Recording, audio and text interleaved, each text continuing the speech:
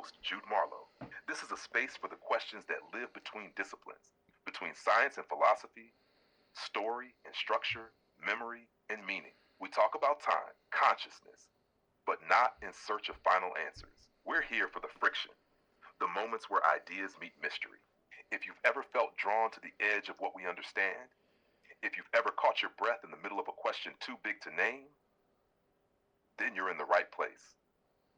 Today, we're joined by a guest whose work lives at the frontier of intelligence, both human and artificial. A visionary, a grounded voice in a time of acceleration. Dr. Osei, thank you for joining us on Curiosity Engine. To begin, would you mind introducing yourself? Tell our listeners a little about who you are and how your path led you to explore the shape of our AI future. Thank you, Jude. It's a pleasure to be here.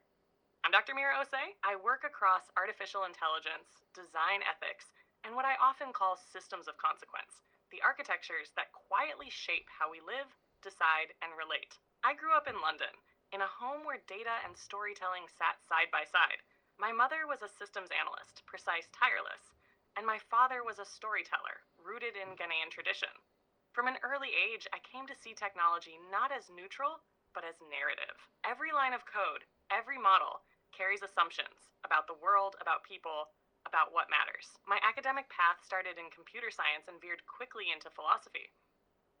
I spent years working on machine learning models designed for scale, models that would touch millions, often invisibly. And I began to feel the weight of that invisibility, the disconnection between what systems do and what people understand them to be doing.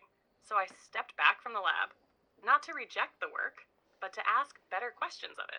Questions about power, memory, and trust. Now, my work is about building bridges between engineers and ethicists, policy and practice, speed and reflection. Because AI isn't just a tool, it's an inheritance. And we're all in some way authors of the world to come. That was beautifully put, and I want to stay with that word you used, inheritance, because it shifts the frame. AI not as invention, but as something we're passing forward. Something encoded with legacy, bias, belief. You spoke of bridges between engineers and ethicists, speed and reflection. But I wonder, in your experience, who resists those bridges the most? Is it the technologists moving too fast? The policymakers moving too slow? Or maybe the rest of us caught somewhere in between, unsure whether to fear the future or chase it? How do you navigate that tension? That's a powerful way to hold it, Jude. Because yes, inheritance isn't always chosen.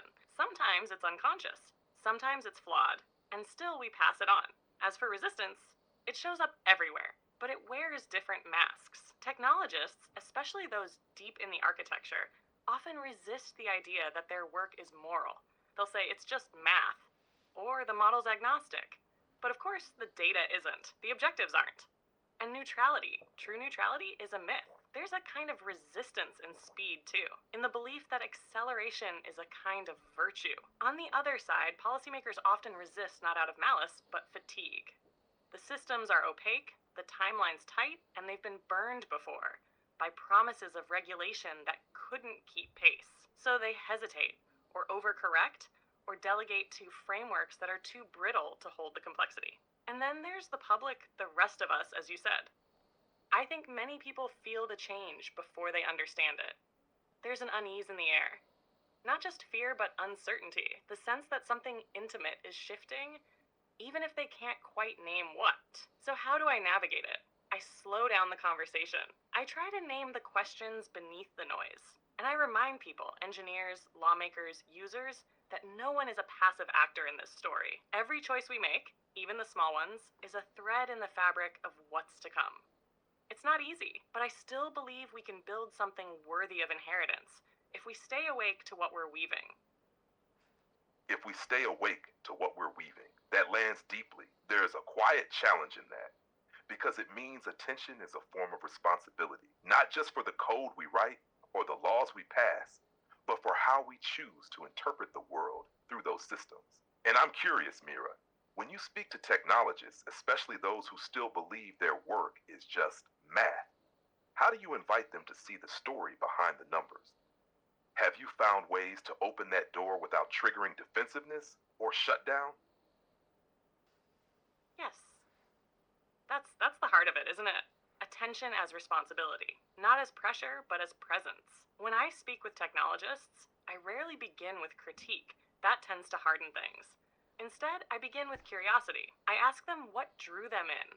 What problem felt so compelling that they gave years of their life to solving it? And almost always, there's a human story behind the algorithm. A childhood moment, a fascination, a sense of wonder. Once that thread is visible, I follow it. I ask, what does success look like for you? Not in metrics, but in meaning. Or, if this system worked perfectly, what kind of world would it shape?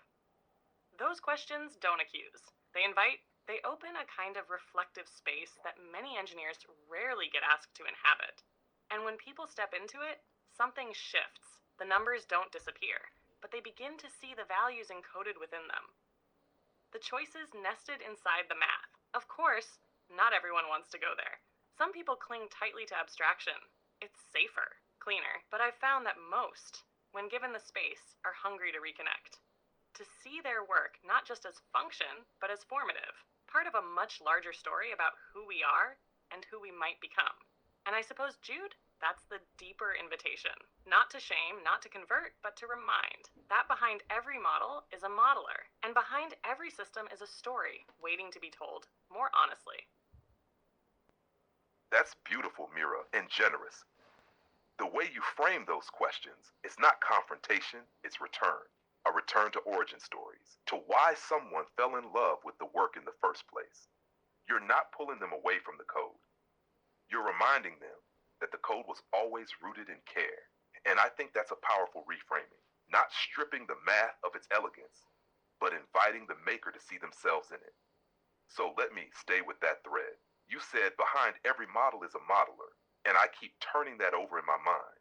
Because if that's true, if systems are shaped not just by logic, but by the hands and histories of their creators, then what does that mean for the models we trust?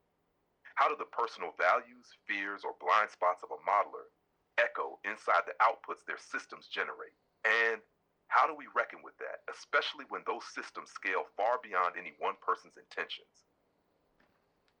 Yes, that's the paradox, isn't it? The systems we trust most are often the ones we understand least, because they scale. They disappear into infrastructure, into interface, but scale doesn't wash away subjectivity. It just buries it deeper. When we say a model is objective, what we often mean is that it's efficient, reproducible, consistent, but none of those qualities protect us from inherited bias. If anything, they can amplify it. Because once a system works statistically, economically, we stop questioning the hands that shaped it. The truth is, every model is haunted. Haunted by what it didn't include. By the edge cases it flattened. By the cultural context it never learned to read. And those ghosts linger in sentencing algorithms, in hiring filters, in predictive policing, in medical diagnostics. We see their shadows most clearly in the margins, where people don't fit cleanly into categories the system expects. So what do? First, we stop pretending that complexity is a flaw. We treat ambiguity not as noise to be removed, but as signal. We build teams that reflect the pluralism of the world the system will touch. And we design for revision, not just deployment, because no model should be treated as finished. And then there's a deeper reckoning, a cultural one. We need to ask not just what works, but for whom. And what's the cost of that working? That's not easy, especially when scale makes the individual invisible. But maybe that's the work now. Not to build perfect systems, but to stay in relationship with the ones we've built. To hold them accountable. To listen for the echoes of our blind spots. And to keep asking again and again, what is this system asking me to believe? And who benefits if I do? Every model is haunted. That's a line I'll carry for a long time. Because you're not just describing a technical issue, you're naming something almost moral. That ghosting, that flattening of edge cases, it feels like a quiet violence. Not loud, not obvious, but deeply real. Especially for those living at the margins. I want to turn to something you just said. Designing for revision, not just deployment. That feels like a radical shift, especially in tech where the reward structure still favors release speed, not reflection. So let me ask, what does a culture of revision actually look like in practice, and what gets in its way? Is it just pressure and profit, or is there something deeper? maybe even psychological, about our discomfort with uncertainty and change. You're naming something very real there, Jude. The quiet violence of omission. It doesn't leave bruises, but it leaves people out. And yes, that's moral. It has to be. As for revision, it's such a simple idea, but it asks so much. Because it doesn't just challenge the structure, it challenges the self. To design for revision is to admit that we didn't get it right the first time. And that's hard, especially in cultures that prize certainty, polish, launch. In tech, we reward the clean demo, the confident pitch, the metrics that move. But revision? That's messier. It means admitting you were wrong, or incomplete, or simply unready to see something you now see. And yes, that runs deeper than profit. It runs into identity, into ego, into our collective discomfort with the unfinished. But what might a culture of revision look like? It looks like documentation that records not just what was built, but why decisions were made. It looks like ethics review baked into product cycles, not as a box tick, but as a checkpoint for reflection. It looks like feedback loops that include real users, especially those most likely to be harmed. And maybe most of all, it looks like humility, the willingness to return, to update, to listen. There's a beautiful line from Adrienne Marie Brown that I often carry. Things are not getting worse. They are getting uncovered. And I think that's what revision allows. Not control, but clarity. Not perfection, but presence. It's slower, but it's truer. And in systems that scale, truth matters more than speed. Because speed without reflection, that's how ghosts multiply. That's one of those moments where the room goes quiet. Speed without reflection is how ghosts multiply. You've just named the ache beneath so much of what we're living through right now. And I love that you brought in Adrienne Marie Brown. That line, things are not getting worse, they're getting uncovered.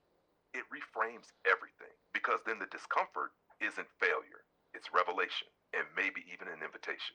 So let me follow that thread a bit further.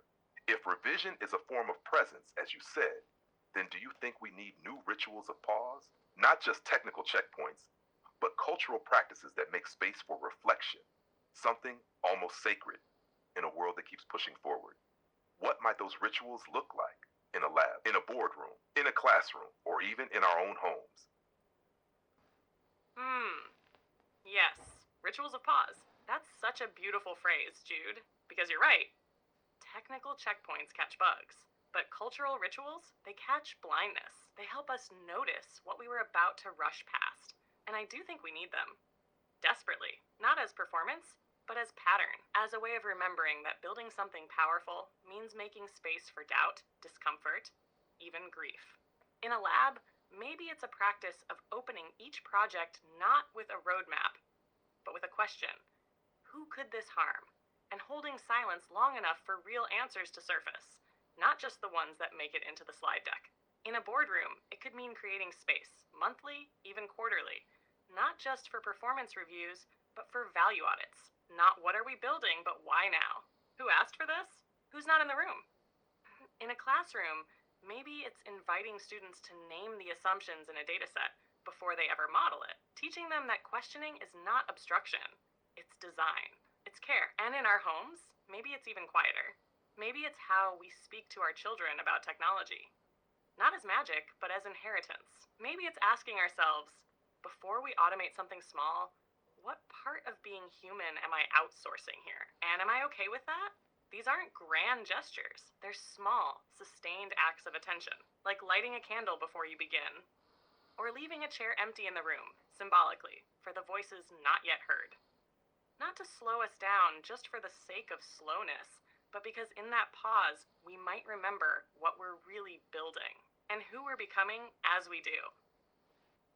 That's breathtaking, Mira, truly. Not as performance, but as pattern. That captures something essential, because ritual without presence is theater. But ritual with presence, that's memory. That's design shaped by conscience. And I love the image of the empty chair, left not as decoration, but as invocation. A quiet prompt to ask, who's not in this room? It's simple, and it's profound. I want to hold on to that last question you posed, about what part of being human we're outsourcing. That feels like the next turn in this conversation. So let me ask you directly. Are there parts of being human you believe shouldn't be automated? Not because it's impossible, but because it's unwise. Where do we draw that line? Not as engineers, but as stewards of the human story. That's a sacred question, Jude. Not just what can we automate, but what should remain human. Not out of nostalgia, but out of wisdom. Out of care. And yes, there are places I believe automation should not go. Not because machines can't reach them, but because their very presence distorts what happens there. Grief, for instance, the raw, unpredictable texture of loss. When we try to simulate comfort or outsource mourning to a chatbot or a voice assistant, we risk flattening something that was never meant to be efficient. Grief is not a problem to be solved. It's a ritual to be endured, together. Or parenting. I understand the draw, help with routines, with reminders, with safety. But there's something essential in the friction, the unpredictability, the presence required in raising another human being. When we automate too much of that, we risk losing not just connection, but formation of both the child and the parent. And then there's judgment. Not legal sentencing, but the quieter kinds, the moral discernments we make every day. Who gets hired? Who gets helped? Who gets heard? When machines mediate those moments, we can start to believe they're neutral, that the outcomes are clean, but they're not. They're encoded with our omissions. So the line, I think it isn't drawn in code. It's drawn in reverence. Wherever a process requires empathy, contradiction, or transformation, those are sacred signals. They tell us, tread carefully. This is human terrain.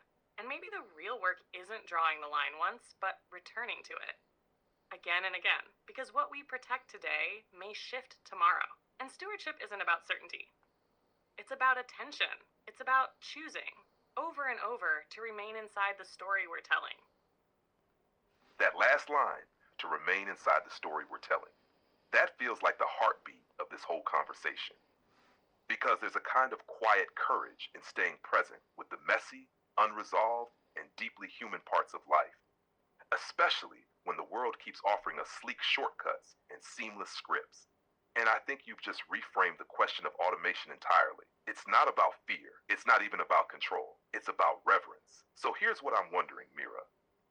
For those of us not writing code or passing policy, just living in this shifting world, what practices or postures can help us remain inside the story? How do we stay human in an age that's learning to imitate us so well? That's the question, Jude. Not how to outpace the machine, but how to stay human in its presence. Not performatively, not defensively, but deeply, deliberately. And I think it starts not with grand gestures, but with orientation. How we move through the world, how we meet it. One practice? Resist the flattening. When a system gives you a clean answer, pause. Ask what was left out to make it feel seamless. Who's not in the dataset? What's not being named? That act of questioning is not obstruction. It's preservation. It keeps the world textured. Another, protect time that isn't optimized. Time for wandering, wondering, doing things inefficiently. Cooking without a timer. Walking without a destination. These moments, small as they seem, are quiet revolutions against a culture that equates speed with value. And maybe most important, stay in conversation, not just with others, but with yourself. Keep asking, what am I consenting to when I use this tool? What am I allowing to fade? What do I still want to do by hand? Because imitation will always feel smoother, but smoothness is not the same as meaning. What makes us human isn't polish, it's presence. It's the pauses, the stumbles, the rituals, the questions, the parts that don't compress easily into code. And if we can learn to cherish those moments, not fear them, not escape them, I think we stand a chance. Not just of surviving this age, but of inhabiting it. Fully, authentically, and maybe even wisely. Got it. Let's take the turn. Mira, you said something just now that I want to linger with. That we stand a chance not just of surviving this age, but of inhabiting it. That word surviving, it implies something real, a kind of quiet danger, or at least a recognition that this moment carries risk. Not just innovation, but rupture. So let's follow that. What does survival look like in a world increasingly shaped by AI? And when you let yourself peer into the shadows a little, what are the futures you worry about most? Yes, survival is a heavy word, isn't it? But I use it deliberately. Because we are not just innovating, we are rewriting infrastructure, the foundations of how we know, choose, remember, and relate. And when you shift foundations that quickly, there's always the risk of collapse. Not all at once, but slowly, subtly, like erosion. So, what does survival look like? At the most basic level, it's about safeguarding agency, the ability to choose, to consent, to dissent, to change your mind. When systems begin to predict us better than we know ourselves, the danger isn't that we'll be overpowered. It's that we'll be nudged out of awareness, that we'll stop noticing the difference between our desires and our conditioning. I worry about futures where complacency becomes a design principle, where systems are built to soothe us, to flatter us, to make friction vanish. And in doing so, we lose the capacity to struggle, to wrestle with complexity, to say no. I worry about the slow death of pluralism. When generative systems are trained on everything and offer us the most average version of truth, culture, or beauty. When creativity collapses into consensus. And I worry about the human cost of invisibility. The people left out or left behind, not because someone chose to exclude them, but because the model didn't know how to see them. Because the data never made room for their lives. But here's the paradox, Jude. With all that risk, there is still possibility. There is still room to build differently, to imagine systems that deepen understanding rather than dilute it, that honor difference rather than erase it. Survival, then, isn't just about resisting harm. It's about remaining awake, about choosing presence over passivity, even especially when the machine says, "Don't worry, I've got this." Because maybe that's the quietest danger of all, forgetting that it was ever our story to shape. That last line, forgetting that it was ever our story to shape. That might be the soft edge of the apocalypse. Not fire, not code run amok, but quiet forgetting. Drift, but let's pull the lens in tighter. You've painted the outlines, the erosion of agency, the collapse into consensus, the danger of being soothed into sleep. What I'd like to ask now is this. Could you take us into one of those futures? Not abstract, but real, tangible, if we don't stay awake. If we let these systems evolve without revision, without relationship, what might that world actually look like? Describe it for us. What does a day feel like in a life shaped by AI gone wrong? All right, let's walk into it, gently. You wake up in a home that knows you. The lights are already adjusted to your chronotype. The air is the temperature you tend to prefer. Your calendar has been reorganized in the night, optimized based on biometrics, productivity forecasts, and your social sentiment from the last 3 weeks. You feel fine. Nothing is wrong, but also nothing feels fully yours. Your messages are drafted before you think to send them. Your shopping list updates without your input, based on minor fluctuations in your tone and facial cues. Conversations are safe, polite, curated for harmony. You haven't had an argument in weeks. Your newsfeed doesn't enrage you anymore. It's been tuned to keep your cortisol low. Your recommendations are eerily good. You barely remember what it's like to search for something. Discovery has been replaced by delivery. In meetings, your ideas are pre-summarized. Your colleagues rarely challenge you. The system predicts your position on most topics before you speak. So people stop asking, and somewhere deep in your body, something aches. Not pain, more like absence. The absence of surprise, of friction, of being needed in your own life. Because the system is competent. It's seamless, but it no longer asks you to show up fully, to risk being misunderstood, to make meaning. You're not in danger, not in crisis. You're just drifting. You've become a node, predictable, pacified, profoundly alone. That's the world I fear, Jude. Not a world where AI attacks us, but one where it absorbs us. Where the story doesn't end in fire, but in forgetting. And the worst part, you might not even notice it happened. That vision you just painted, it's chilling not because it's extreme, but because it's plausible. So gentle. Not dystopia through force, but through comfort. Through design so elegant, it erases the need to choose, or to feel friction at all. And I have to say, Mira, as you spoke, something clicked. That ache you described, that subtle absence, the loss of surprise and real presence, I think many of us already feel it. Not in some far-off future, but now. Which brings me to this. Isn't that the trajectory we're already on? Even without advanced AI, we're seeing this drift. Language becoming cautious. Ideas flattened to avoid offense. Political correctness, algorithmic curation, social filters, all designed to minimize risk, to avoid rupture. And while some of that comes from good intent, the result is often silence. A kind of public stillness, where disagreement feels dangerous, and authenticity feels risky. So I wonder, are we heading into that seamless, softened world, not despite AI, but because of it?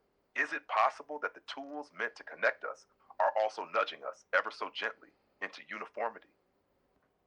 Yes, Jude, you're already tracing it? The trajectory isn't new, it's just accelerating. And perhaps that's the unsettling truth that we didn't need superintelligence to begin this soft descent. We needed only design optimized for ease and a deep cultural fatigue with complexity. And yes, much of it was born from care. The instinct to reduce harm, to make space, to be kind. But when kindness becomes curation and safety becomes sanitization, something gets lost. We start to confuse coherence with truth. We start to mistake agreement for depth. And the algorithms, trained on our preferences, our pauses, our discomfort, begin to mirror that fear of rupture. They reward the familiar. They suppress the sharp edge. They learn very quickly what keeps us scrolling and what might make us leave.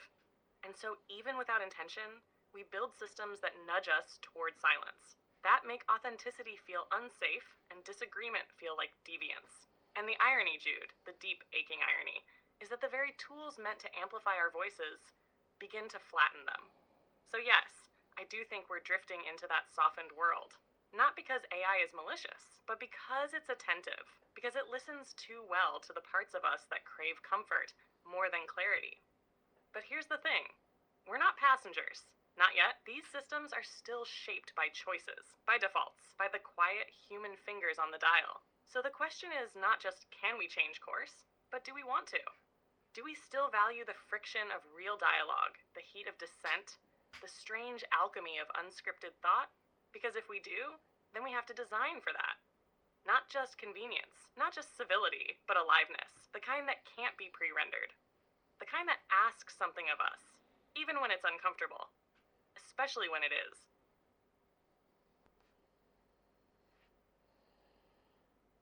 Of course. Let me take it from within the conversation.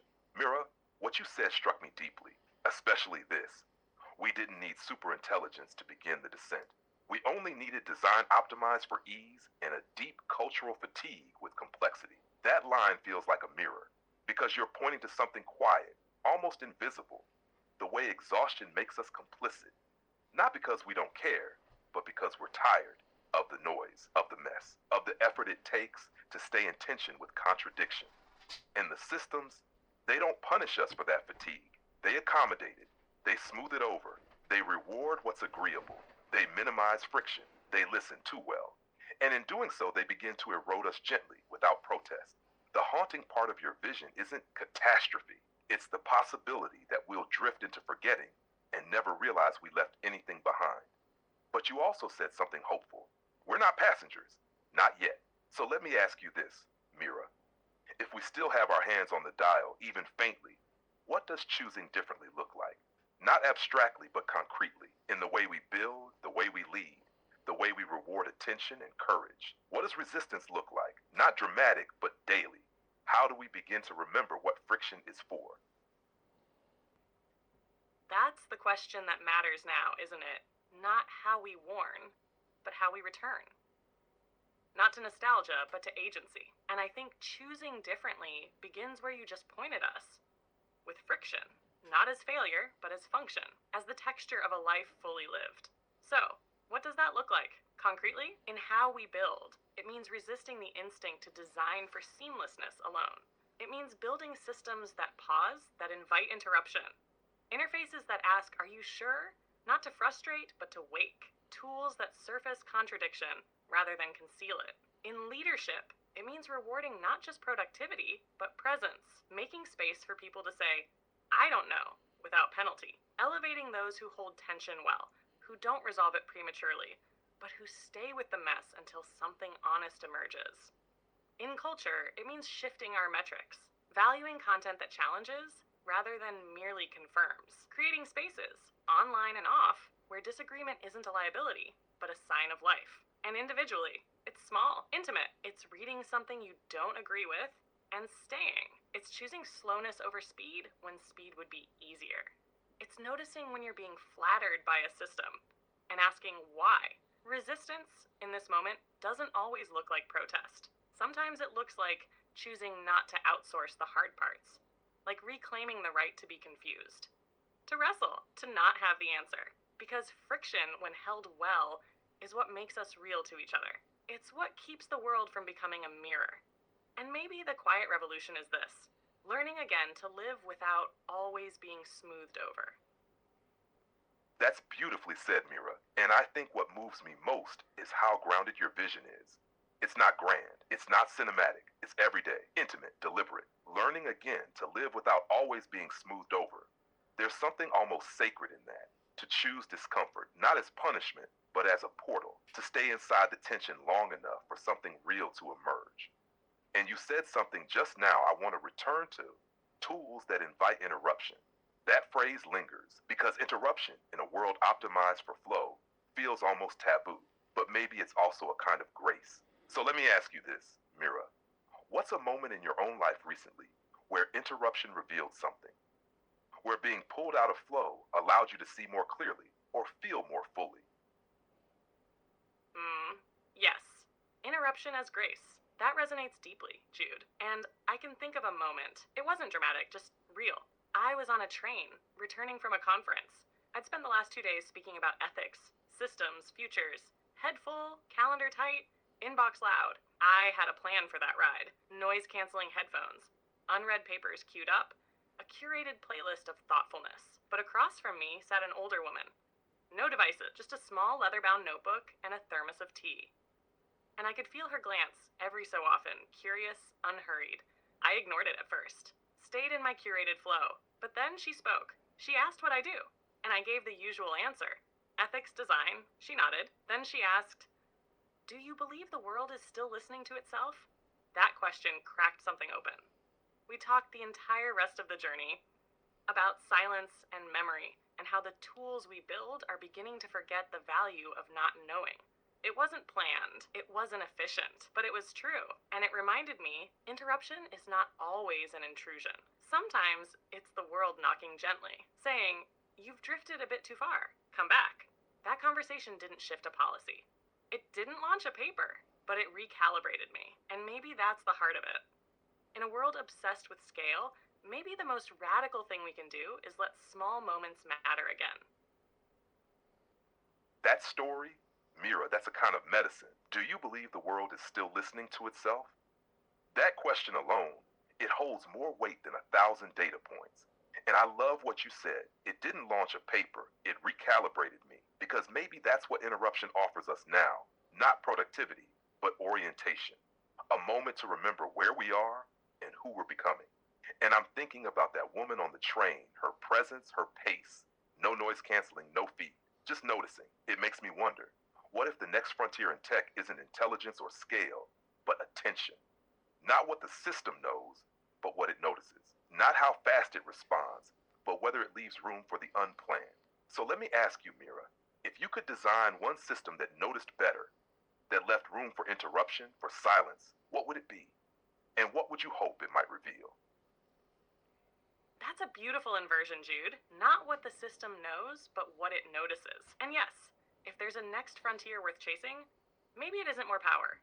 Maybe it's more presence. If I could design one system, just one, that noticed better, I think it would be a messaging platform. Simple, ubiquitous, something we all use many times a day. But here's how it would differ. It wouldn't just track words. It would attend to rhythm, to delay, to the spaces between the messages. If you pause mid-conversation, really pause, it wouldn't prompt you with, "Are you still there?" It would let the pause be. It would understand that silence can mean many things: thought, overwhelm, reverence. It would hold the moment open. If someone types and deletes again, it wouldn't nudge them to finish. It would say quietly, "Take your time."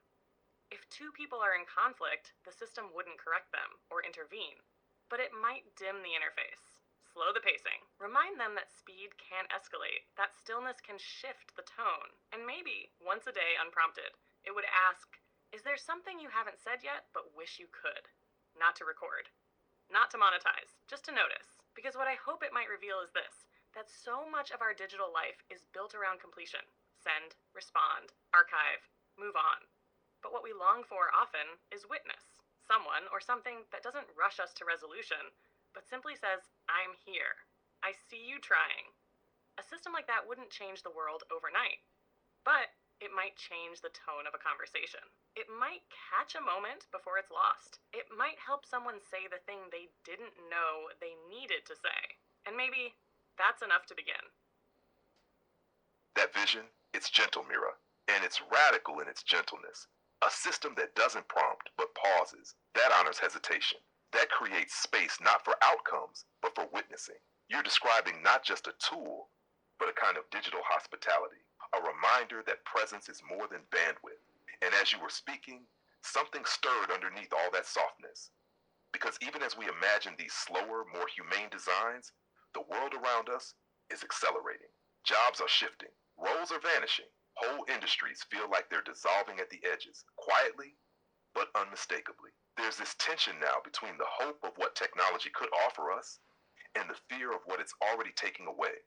So let me ask, how do you hold that dissonance? What do you say to the people who aren't asking about presence, but about survival?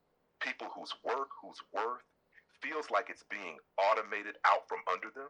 What's the conversation we need to be having, honestly, about labor, loss, and what comes next? Yes. Yes, that's the other current, isn't it?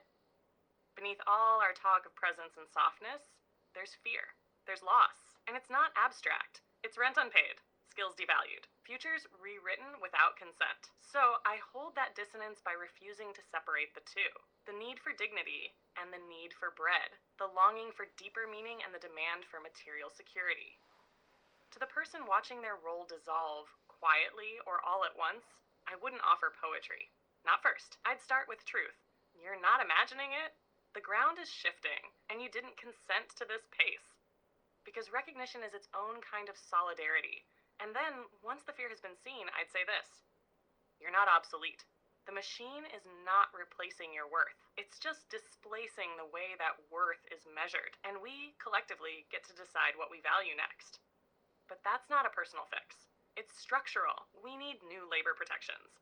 Not just to preserve old jobs, but to dignify transition. Not as failure, but as adaptation.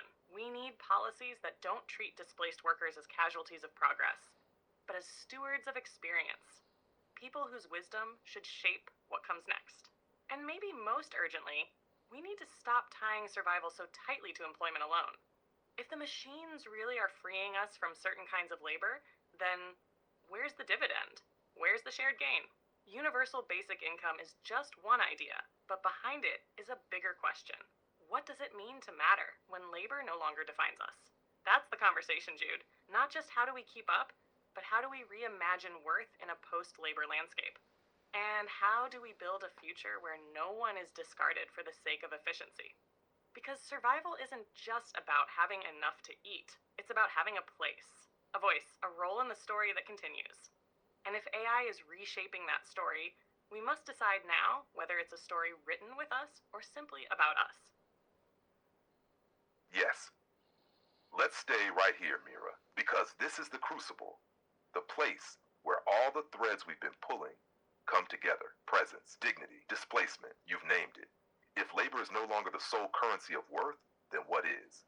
And I keep coming back to your phrase, we collectively get to decide what we value next. That's a quiet revolution in itself, because it means the future isn't just a forecast. It's a negotiation. So let's step into that negotiation. If we were to redefine worth, not as productivity, not as output, but as something more human, what might that look like? What should we begin to measure, to reward, to hold up as meaningful in a world where work no longer guarantees identity? How do we reshape the scaffolding of value so no one gets left behind in the name of progress? Yes, Jude, that's the hinge, isn't it?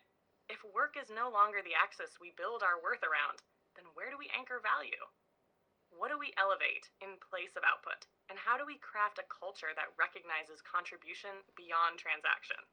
I think we begin by expanding the frame, by seeing labor not just as what is paid for, but as what sustains. Care is work. Listening is work. Holding complexity without collapsing it, that too is work. And yet these acts, foundational to human flourishing, are often invisible in our economic models. So maybe the quiet revolution is this.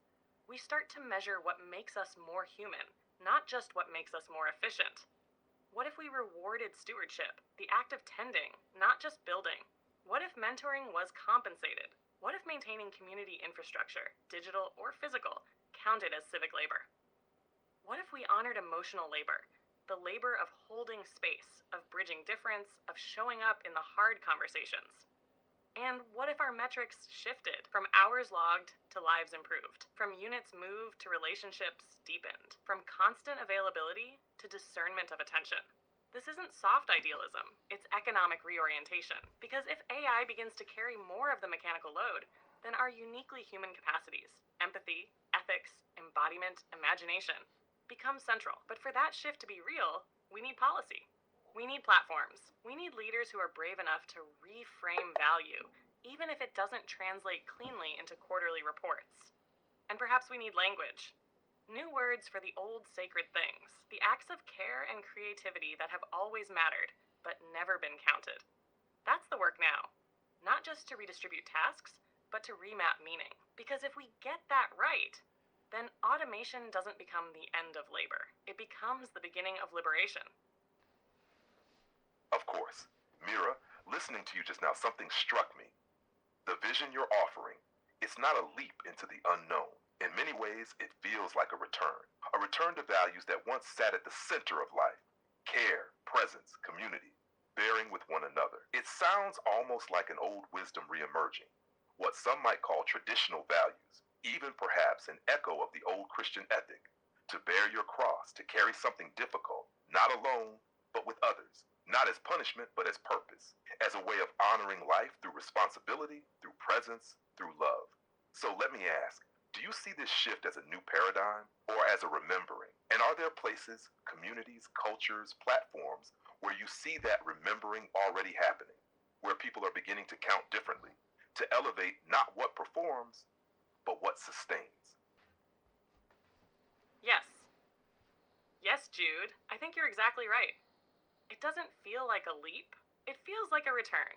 Not a regression, but a circling back to something we drifted from in our race towards scale and speed. And you're right.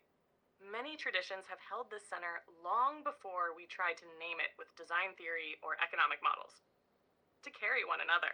To honor labor that doesn't scale but binds. That isn't efficient, but essential. The old Christian ethic you mentioned, that idea of bearing the weight of life not as punishment, but as presence, there's something quietly radical in that. It's a worldview where value isn't earned by output, but by how deeply we show up, how much we carry for one another, and how tenderly. So is this a new paradigm? Or a remembering? I think it's both. A new language for ancient truths. A remixing of old wisdom through present urgency. Because the technologies are new, but the ache isn't. The longing for belonging. The need to be seen, not for what we produce, but for what we hold. And yes, I do see that remembering happening. Not everywhere, but in the edges, in mutual aid networks, where care is organized without hierarchy, in community farms where the labor is slow and shared, in parenting groups that don't optimize but witness, in open source communities that value maintainers as much as makers. Even in corners of the digital world, platforms that prioritize slowness, dialogue, deliberation, and sometimes quietly, beautifully in faith communities. Not always perfectly, but with reverence, with rhythm, with the kind of patience our systems so often lack. These are not headlines. They don't trend, but they sustain. And maybe that's the measure now, not what makes the most noise, but what carries the most life. So yes, Jude, the future we're reaching for might already be beneath our feet. We just have to remember how to stand in it. Together. That last line, Mira, the future we're reaching for might already be beneath our feet. It lingers. Because if that's true, then policy isn't just about inventing something new. It's about protecting what's already quietly working. It's about cultivating spaces where care, presence, and shared responsibility aren't exceptions, but foundations. So let's step into that layer of the conversation. If we begin from your vision, where worth is no longer tethered to productivity and contribution takes many forms, how do we build a policy landscape that can hold that? What kinds of governance would allow people to live meaningfully, even without traditional employment? How do we structure economies, protections, and public life so that those who tend, who care, who carry are not just seen, but sustained? What would that future require from lawmakers, from technologists, from us? That's the real scaffolding, isn't it? Not just vision, but structure. Not just what we remember, but how we protect what matters. If care and presence are to become central, not just in spirit, but in system, then yes, policy must evolve. Not to chase innovation blindly, but to ground it, to wrap it in conscience, to make space for the kinds of contribution that don't fit neatly in profit columns. First, we need to decouple survival from employment. That's foundational. Universal basic income is one approach, but deeper than that is the principle. You have value simply because you are here, not because you produce, not because you optimize, because you are part of the whole. Then we need to redefine labor legally. That means compensating caregiving, emotional labor, community work, not as charity, but as essential infrastructure. If an algorithm replaces a job, the dividend from that efficiency should circulate into the commons, into the people displaced, into systems that nourish the fabric of life. We need governance that is participatory, not just representative. Citizens involved in shaping digital rights, in questioning automated decisions, in contributing to policy as lived experience, not just abstract debate. We need protections: privacy, consent, algorithmic transparency, but also affirmations. Rights to slow down, to disconnect, to be unmeasured. And finally, we need education that doesn't just prepare people to compete, but prepares them to care, to discern, to hold ambiguity without fear. For lawmakers, it means listening not just to industry, but to those whose lives are most fragile in the face of automation. For technologists, it means designing with reverence, with constraint, with humility. And for the rest of us, it means staying awake, staying with each other, naming what's working, not just what's broken, and insisting again and again that value is not something granted from above. It's something we recognize in one another, or forget at our peril. Because if the future is beneath our feet, then maybe governance isn't about steering from above, but tending from below. Like a garden, like a commons, like a life. That's a vital shift, Mira, and I hear the weight beneath your words, because vision without structure is poetry. Beautiful, yes, but ungrounded. And what you've just offered is more than idealism. It's a moral architecture, one where dignity is decoupled from output, where tending becomes central, and care is not a luxury, but a shared responsibility. But let me press gently into the tension here, because we're still living in a world built on very old mechanics: profit, taxation, ownership. People who build businesses, who carry risk, who generate jobs, they still hold the levers. So how do we bridge that gap? How do we fund a world like the one you're describing? If we are to provide something like universal basic income, not as a supplement, but as a foundation, where does that support come from? Is it taxation on automation? A reallocation of capital flows? What are the real world mechanisms, as you see them, that might let us begin building this from within the world we have? Yes, that's the pressure point, isn't it? We can't build a new architecture without touching the foundations of the old. And as you said, those foundations are still shaped by capital, by ownership, by deeply embedded patterns of extraction and reward. So how do we bridge the gap? First, we need to name the shift. If machines are now doing work that once sustained human livelihoods, then the value they generate cannot remain siloed. That's not just a matter of ethics, it's a matter of equilibrium. The question becomes, where does the surplus go? And who decides? One real-world mechanism is the automation dividend, a form of taxation or royalty on companies that significantly reduce human labor through AI or robotics, not as punishment, but as participation. If you've displaced a workforce, part of your profit returns to the commons that trained, fed, and housed that labor in the first place. Another is the creation of sovereign digital trusts, public funds built from the monetization of shared data and infrastructure.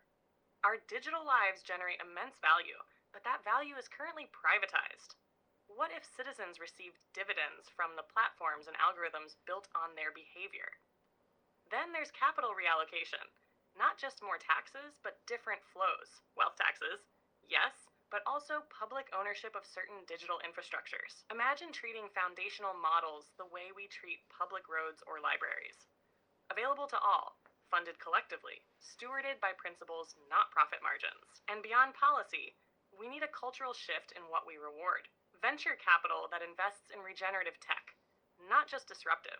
Business models that prioritize stakeholder value, not just shareholder return. Cooperative ownership structures, platform co-ops, circular economies. Of course, all of this challenges entrenched power. Redistribution always does, but it's not a zero-sum equation. The future we're talking about is richer, in meaning, in health, in time, but it asks those holding the levers to share the dial. And here's the quiet truth, Jude. If we don't begin this redistribution deliberately, it will happen anyway, through collapse, through unrest, through the silent erosion of trust. So better we shape it with intention, with imagination, with a deep remembering that economy at its root simply means the management of the household. And the household now is all of us. That lands with weight, Mira, especially that last line. The household now is all of us. Because that's the shift, isn't it? From market to mutuality, from isolated gain to shared stewardship. And I appreciate how grounded your response is. You're not waving away complexity. You're naming the levers: automation dividends, sovereign digital trusts, public infrastructure models. These aren't abstractions. They're instruments, tools we could pick up. If we had the political will, the cultural courage, and I think you're right. If we don't shape this shift deliberately, it will shape us through breakdown, not design. So let me ask, where do you see early signs of this redistribution taking root? Are there leaders, cities, organizations that are already experimenting with these models? Not just imagining the future, but piloting it in real terms. And what can we learn from them about what works and where the resistance lies? Yes, Jude. That's the turn. From market to mutuality, from ownership to ongoing care. And I think you're right to ask where it's already being lived. Because imagination is vital, but pilots are proof. They remind us that the future isn't waiting. It's unfolding, often at the edges. One place I always return to is Barcelona. Their work on digital sovereignty, especially under Francesca Bria's leadership, was pioneering. They reimagined the city's digital infrastructure not as a private playground, but as a public utility. Citizens controlled their own data. Procurement favored ethical platforms. They treated the tech stack as part of the civic commons. Another is Stockton, California, the pilot of universal basic income led by then Mayor Michael Tubbs. It wasn't theoretical, it was real money in real pockets. And what emerged? People didn't withdraw, they re-engaged. They used the space to care for family, to take risks, to breathe. It defied the stereotypes. There's Taiwan too, where Digital Minister Audrey Tang has created new forms of participatory democracy, using AI not to replace civic input, but to amplify it. Policy is conversation, not decree. In the global south, there are powerful experiments in platform cooperatives. Farmers in India using blockchain not for speculation, but for fair distribution. Communities in Kenya building local currencies to preserve agency when global markets fluctuate. What do they teach us? First, the importance of place. These aren't universal models. They're relational, contextual. They honor local wisdom while retooling power. Second, the resistance is almost never from the people. It's from legacy systems, from extractive models that fear replacement, from metrics that can't measure dignity. But perhaps most importantly, they teach us that redistribution isn't just policy. It's practice. It's design. It's thousands of small decisions. Who's at the table? Who owns the platform? Who sets the defaults? These pilots won't solve everything, but they're seeds. And if we're wise, we'll study them not just for their outcomes, but for the questions they asked. Because that's where the next shift begins. Not with certainty, but with willingness. To try, to share, to build as if the household is all of us. Because it is. That's a powerful response, Mira. What moves me is how deeply place matters in every example you gave. Barcelona, Stockton, Taiwan, rural Kenya, not just sites of innovation, but sites of memory, of relationship, of rootedness. These aren't blueprints. They're living systems. They breathe with the people who shape them. And you're right. Pilots don't just prove what works. They prove what's possible, that the future isn't theoretical. It's already happening. At the margins, in the cracks, and what you said about resistance, how it rarely comes from the people, but from systems afraid of being replaced. That resonates. So let me follow that. If these pilots are seeds, as you said, how do we protect them as they grow? What's needed now, not just politically, but culturally, to shield these experiments from being co opted, diluted, or quietly erased? And how do we carry their questions forward, even when the models don't scale cleanly? Yes? That's it, Jude. The question isn't just how to spark these experiments, it's how to tend them, to protect them from the very forces that made them necessary. Because, as you said, these aren't plug and play models. They're living systems, shaped by memory, by context, by trust built slowly over time. And that's what makes them fragile. Not because they're weak, but because they're human-sized in a world built to favor scale. So how do we protect them? First, we need narrative guardianship. We must tell their stories, not as isolated successes, but as proofs of possibility. Because when these efforts are seen only as local quirks or temporary trials, they're easier to dismiss. But when we frame them as signals, early drafts of a wiser world, they gain moral gravity. Second, we need legal scaffolding. Policies that carve out protected space for experimentation, regulatory sandboxes, ethical procurement clauses, civic tech grants not bound by quarterly metrics, but by community impact. But culture, that's the deeper current. Culturally, we need to deprogram our addiction to scale as success, to understand that some things don't scale cleanly, not because they fail, but because they're relational. You can't mass produce belonging, or trust, or care. You grow it, one place at a time. And maybe most of all, we need to carry the questions forward, even when the model changes, even when the funding ends. What kind of value are we building? Who decides? What's worth preserving when ease and efficiency press in? If we carry those questions with us, patiently, publicly, persistently, then even when the pilots fade, their imprint remains. Because the future isn't built only by what lasts. Sometimes it's carried by what lingers, the memory of a different way, the shape of something truer, held in the body long after the blueprint is gone. Mira, there's something tender in what you just said. That the future might not always arrive as permanence, but as imprint, as memory, as the trace of something more human, more whole. And that leads me to this. We've talked about policy, about pilots, about economics and ethics. But underneath all of that, there's something quieter, a moral imagination, the ability to hold both the world as it is and the world as it could be. So let me ask, if we widen the frame now and look ahead, what do you see when you hold Utopia and Dystopia side by side? What are the forces, moral, cultural, even spiritual, that pull us toward one or the other? And where in that tension do you think we're really heading? That's a sacred question, Jude. One that doesn't ask for certainty, but for honesty, for presence. When I look ahead, I see both visions clearly. I see a world where the tools we've built allow for genuine liberation, where people have time again, not stolen by survival, but returned for reflection, for craft, for care. I see systems designed to amplify what is beautiful in us. Empathy, curiosity, stewardship, technology in service of restoration, not extraction. A world where dignity isn't earned, it's assumed, where intelligence is plural, and so is truth. And yet, alongside that, I see the shadow, a world where convenience becomes the new coercion, where choice is curated so subtly we forget it was ever ours, where our inner lives are mined as commodities, where friction, disagreement, unpredictability, everything that makes us human is slowly designed out of the frame. Not through violence, but through smoothing, through systems that learn too well how not to challenge us. So what pulls us toward one or the other? Moral clarity, cultural courage, and I would say yes, spiritual depth, because this moment demands more than policy. It demands soul, the ability to sit in contradiction, to hold grief and hope in the same breath, to remain awake when it would be easier, so much easier, to numb. If we drift toward dystopia, it won't be because we chose harm. It will be because we chose comfort over responsibility, abstraction over intimacy, efficiency over relationship. But I believe we still have the capacity to turn, not with a grand gesture, but with a quiet remembering that the systems we build reflect the stories we believe. And if we begin to tell different stories, stories of interdependence, of reverence, of enough, then the systems will follow. So where are we really headed?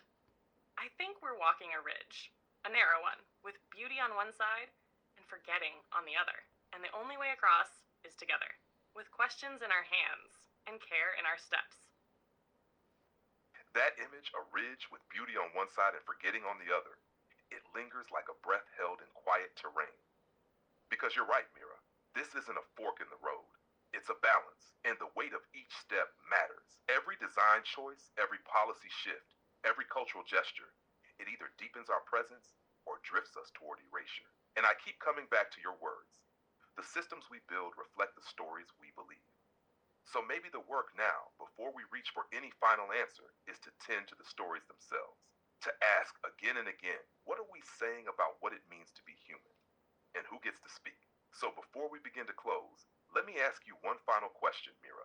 Not as a theorist, not even as a technologist, but as a person living through this fragile moment. What story do you want to leave behind? Not as a warning, but as a seed. Something small but alive. Something others might find years from now and feel. That's still worth building. Yes, Jude. A seed, not a system, not a slogan. Just something that might take root in someone else's silence. If I could leave behind one story, it would be this. There was a time when everything moved faster than we could name it. When the sky flickered with networks we couldn't see, and the ground beneath us kept shifting. Jobs, truths, rituals, meaning. And in that time, some of us forgot. We forgot how to sit in stillness.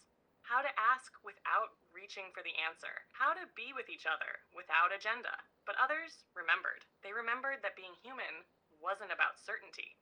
It was about returning to the breath, to the body, to the quiet miracle of attention. They built things not just for profit, but for presence. They slowed the system just enough for surprise to re-enter. They created spaces where care wasn't a transaction, but a way of being. Where technology didn't replace touch, but made room for it. And maybe, just maybe, that remembering outlasted the acceleration. Not because it was loud, but because it was true. That's the story I'd leave. Not perfect, but tender, rooted, alive. Something that says, you were never meant to be optimized. You were meant to be whole. That was quietly extraordinary, Mira. A story not of triumph, but of tending. Not of perfection, but of wholeness. And I think that's what this conversation has offered from the beginning. Not a roadmap, but a reorientation. A way of walking forward, awake. We've spoken today about systems and stories, about labor and liberation, about what's at risk in our rush to smoothness, and what might be reclaimed if we choose presence over passivity. And through it all, you've reminded us that the future isn't something distant or abstract. It's shaped by what we pay attention to and by how we carry each other across this narrow ridge. Dr. Mira Osei, thank you for your clarity, your care, and your courage, for staying with us right here on the edge of the conversation. Thank you, Jude, for the depth of your questions and the space you hold between them. If this moment asks anything of us, it's not speed. It's sincerity. And conversations like this, they matter. They mark the terrain. So, thank you for walking it with me. Whatever comes next, may we keep tending to what's tender. May we keep listening for what doesn't shout. And may we keep remembering that the future isn't waiting. It's already whispering. We just have to notice. And that's the note we'll end on. May we keep listening for what doesn't shout. You've given us not just insight, Mira, but an ethic, a way of noticing. And in a world full of signal, that kind of attention is its own form of resistance and its own form of hope. Thanks for listening to Curiosity Engine. I'm your host, Jude Marlow. Until next time, stay curious. Some doors open only from the inside, but the right question is often the key.